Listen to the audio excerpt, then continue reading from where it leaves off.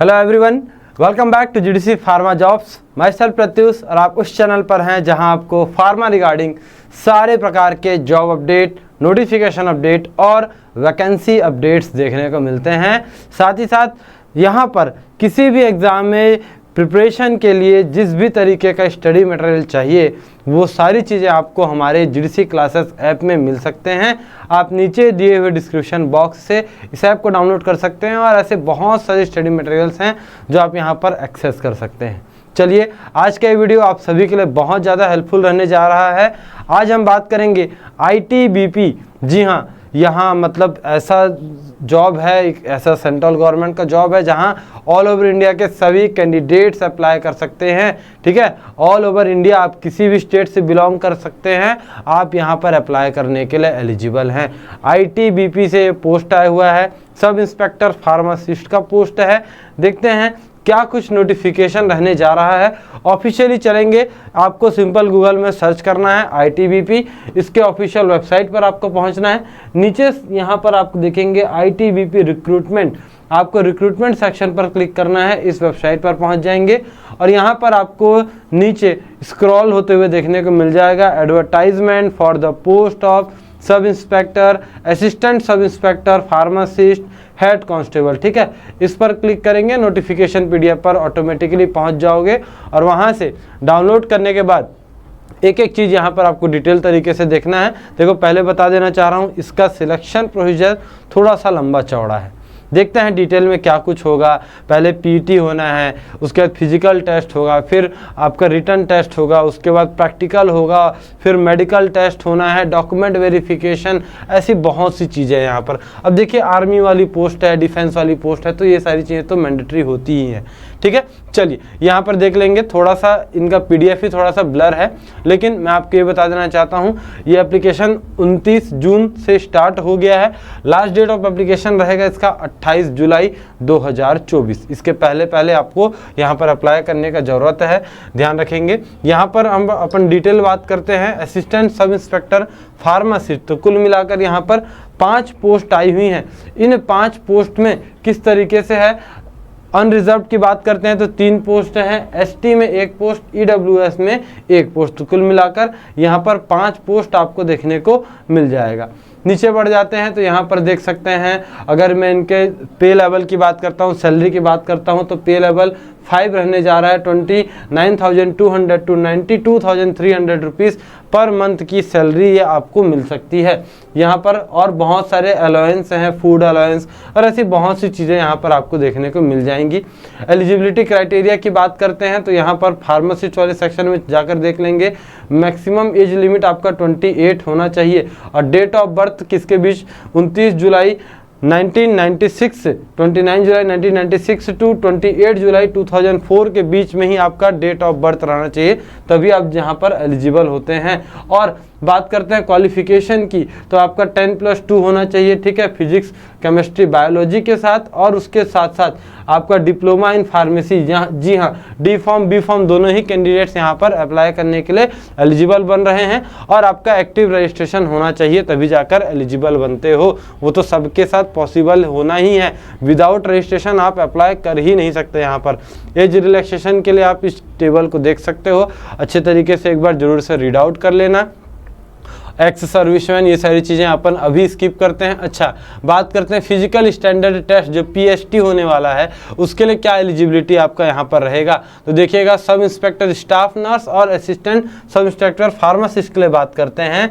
Minimum height, ठीक है, minimum height for the candidates belonging to scheduled tribal. ठीक है, ST कैंडिडेट्स के लिए for male 162.5 centimeter and for female 150 centimeters, ये हाइट होना चाहिए। ठीक है, चेस्ट की बात करते हैं, विदाउट एक्सपेंशन, विथ एक्सपेंशन कितना कितना होना चाहिए, ये चीज़ें यहाँ पर दी हुई हैं। और उन कैंडिडेट्स के लिए जो जिनके लिए पर्टिकुलर ये एरिया दिया हुआ है, जैसे मणिपुर, त्रिपुरा, मिजोरम, असम, मेघालय, इनके लिए थोड़ा हाइट में और कमी आपको देखने को मिल जाएगा। ठीक है, चलिए यहाँ पर आपको देख लेना है अच्छे तरीके से। एक्चुअली पीडीएफ ही थोड़ा ब्लर है, आप इसका लिंक यहाँ पर मिल जाएगा डिस्क्रिप्शन बॉक्स में, वहाँ से डाउनलोड कर लेना और डाउनलोड करने के बाद अपने से एक बार ज़रूर से इसे रिवाइज करके देखेंगे। मेडिकल स्टैंडर्ड की बात करते हैं तो आई साइट आपका कितना होना चाहिए, ये सारी चीज़ें भी यहाँ पर दी हुई हैं, इसे भी आप एक बार ज़रूर से क्रॉस चेक करेंगे। टैटूज़ की बात करते हैं, कौन सा टैटू होना चाहिए, कितना किस लोकेशन में होना चाहिए, क्या साइज होना चाहिए, ये सारी चीज़ें भी यहाँ पर बहुत मैटर करेंगी। एप्लीकेशन की बात करते हैं तो एप्लीकेशन प्रोसीजर तो मैं आपको बताऊंगा ही, लेकिन यहाँ पर आप देख सकते हैं कि इनके ऑफिशियल इसी वेबसाइट से आपको जाकर एप्लीकेशन फिल करना है। ध्यान रखने के लिए बोला गया है कि आईडी, आपका जो ईमेल आईडी है और मोबाइल नंबर, ठीक है, इस पर बिल्कुल भी गलती मत करना, क्योंकि सारे डिटेल्स आपको यहीं पर देखने को मिल जाएंगे। आपके सारे डिटेल्स वहीं पर आपको भेजे जाएंगे। एप्लीकेशन फ़ीस की बात करते हैं तो ओनली 100 रुपीज़ है फार्मासिस्ट के लिए, ठीक है। चलो और क्या कुछ यहाँ पर इंपॉर्टेंट बन रहा है, तो सबसे इंपॉर्टेंट है सिलेक्शन प्रोसीजर। ध्यान रखेंगे सिलेक्शन प्रोसीजर के लिए क्या बताया गया है। सबसे पहला फेज़ 1, इसमें होगा आपका फिजिकल एफिशिएंसी टेस्ट, जिसे पीईटी टेस्ट के नाम से जानेंगे। इसमें अगर हम बात करते हैं फार्मासिस्ट के लिए तो यहाँ पर बोला गया है 1.6 किलोमीटर रनिंग करना होगा 7 मिनट 30 सेकंड के अंतर्गत, ये मेल कैंडिडेट्स के लिए है। लॉन्ग जंप 11 फीट होना चाहिए, ठीक है, 3 चांस आपको मिलेगा। हाई जंप 3.5 फीट का होना चाहिए, इसके लिए आपको 3 चांस मिलेगा। यहाँ बात करते हैं फीमेल कैंडिडेट्स के लिए तो 800 मीटर रनिंग करना पड़ेगा 4 मिनट 45 सेकंड में।